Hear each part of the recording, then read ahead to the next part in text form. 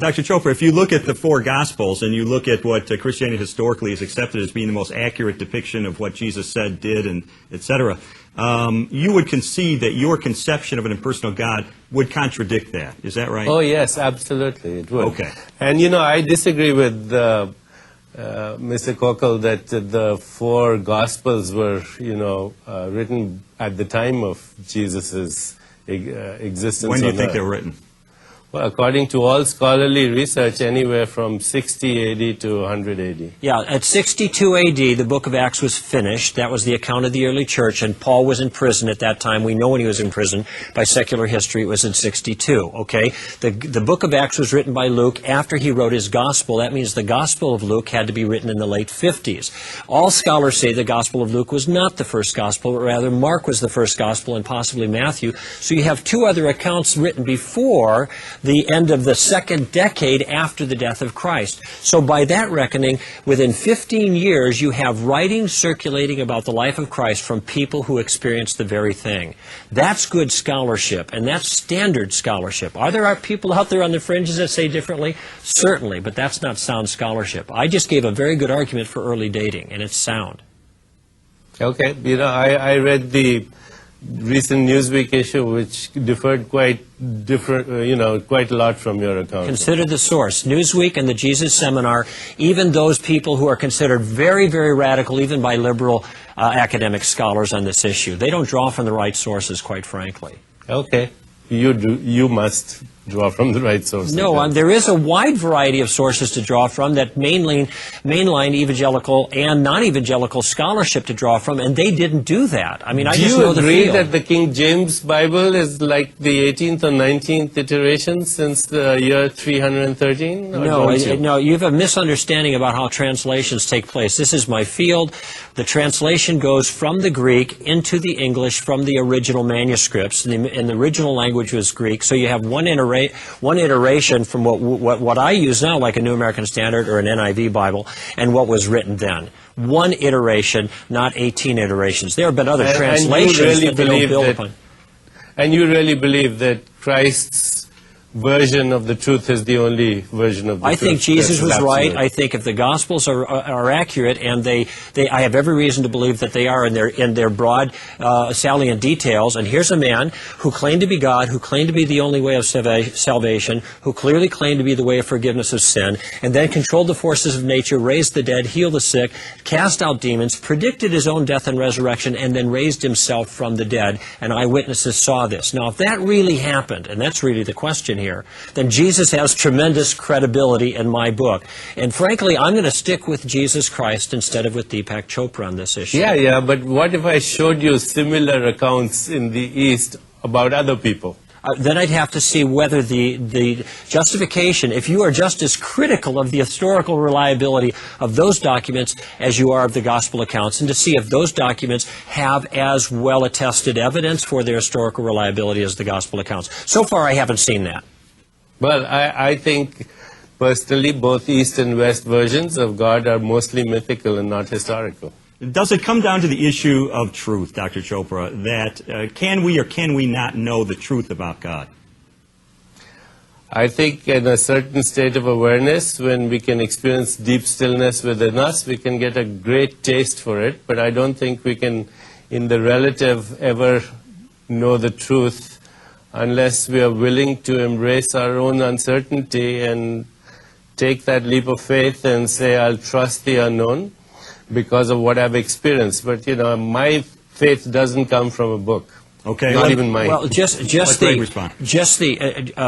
the idea of truth is diametrically opposed to taking a leap of faith. Listen, Lee, if you can't know what the truth is on things in general, you will not survive 24 hours. Everybody who gets in a car, everybody who takes medicine, everybody who walks out the door has to have some way of assessing what the truth is. But now, lots of people have religious truth that's so different. Well, this is the question: is whether it's truth or not. Got to be the only one that's true. I'm not arguing right now that this one is the only one that's true. What I'm trying to argue is that they can't all be true. And just because you have people who have different conceptions of truth doesn't mean that all conceptions of truth are equal. But they're if as people have a much- different conception of truth, then obviously they could be mistaken. They're as fervently convinced as you are that That's their right. version is That's why true. it doesn't matter how fervent a person is. What matters is the reasons he has for believing what he believes. Before the break, Dr.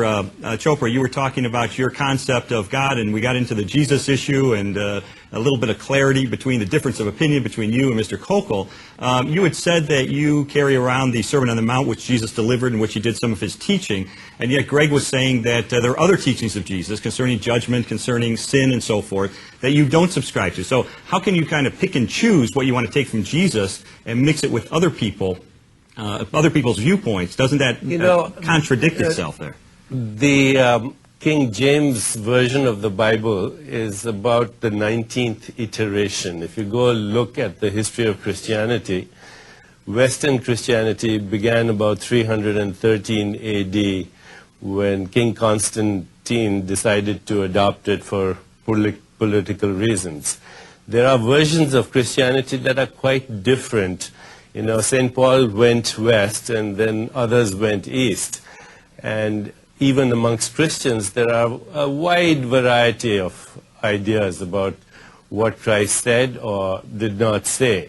We have no direct evidence of what he said because the Gospels, even the 4 Gospels, were written long after the death of Christ. And there are other Gospels which we are more familiar with in the East, and we have a tradition of really having reverence for Christ as a messenger of God, but not the only messenger of God. And all I can say is that's the worldview I was brought up with. Yeah. Well, that basically all he said is that there are different points of view with regards to Jesus and other religions, which to me is quite obvious. The question is, how do we know the right answer about any of these kinds of things? You go back to the primary source documents that give you the information about those people.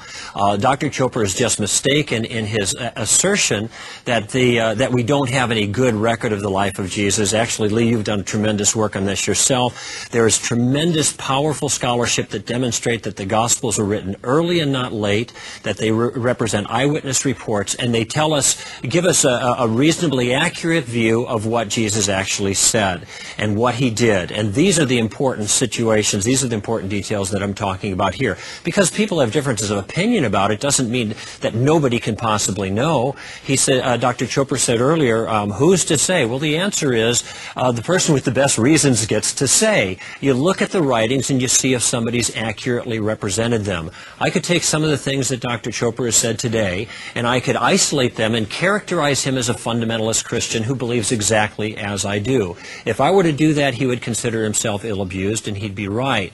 But we think nothing about doing the same thing with Jesus, isolating those things that fit into our worldview and make Jesus into somebody like us, rather than letting him be himself. By the way, Christians do this as well. It seems manifestly clear in any record of what Jesus had to say that Jesus wasn't a Hindu mystic. He didn't believe in cosmic consciousness. He was a Jew. He was a monotheist. He was a Jewish rabbi. He held to the Old Testament, and he made some corrections in people's misunderstandings, but his worldview was a Jewish biblical worldview and not a Hindu worldview. And we would be well to read Jesus' statements in light of that if we're going to take him seriously. One of the reasons we quote Jesus, and Dr. Chopra does as well, because Jesus is someone to be contended with. If he is, we should listen to him carefully and be very careful that we get his statements right. Okay, Dr. Chopra? What about people who are not Christians? What about them? Are they damned to go to hell forever? Well, the answer to this is very simple in a broad sense. I mentioned earlier that reality has a way of bruising people who don't take it seriously. Whether I'm right or whether you're right in our respective views, there are consequences to people who get it wrong. If you're right and I get it wrong, I'm going to be hurt by that, Dr. Chopra. If I'm right and you get it wrong and others get it wrong, then they can be hurt by it as well. I'm just simply saying there are consequences. If what Jesus said is right, then there are serious consequences for unbelief, because everybody will stand before God and give an account for their life and be properly tried for the crimes that they committed against God. Now, maybe Jesus is wrong. Maybe you're right. But if you're right, I'm going to miss out. There are consequences for getting the truth wrong. And this is why I'm emphasizing we have to be very careful about the truth issue. See, the difference between you and me is you're certain and I'm not. That's all. You know, and my uncertainty I'm willing to embrace, and I'm comfortable with my uncertainty, and you seem to know the truth. So that's our essential difference. And, you know, when I talk to Islamic people, they're very certain about their point of view, and so are the Hindu fundamentalists, and so that's where the problem lies. Okay, this to me, and I don't at all mean to be unkind, Dr. Chopra, but this sounds like but I don't mean this, but I think that was a disingenuous remark. You must have 8 or 10 titles that have sold hundreds of thousands, maybe millions of copies of books, in which you are telling people what you think the world is like, and you are enjoining them to believe their way.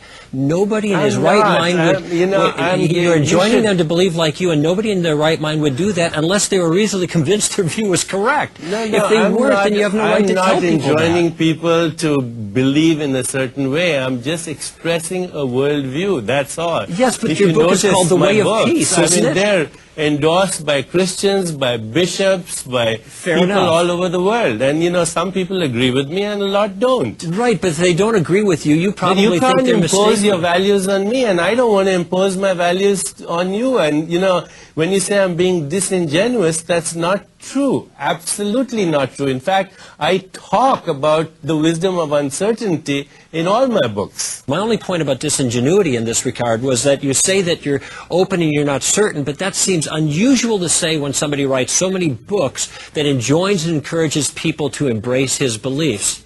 You know, I talk about uncertainty all the time. I talk about an evolving worldview. I talk about the fact that science is discovering that at the heart of creation, there is omniscience, there is omnipresence, there is omnipotence.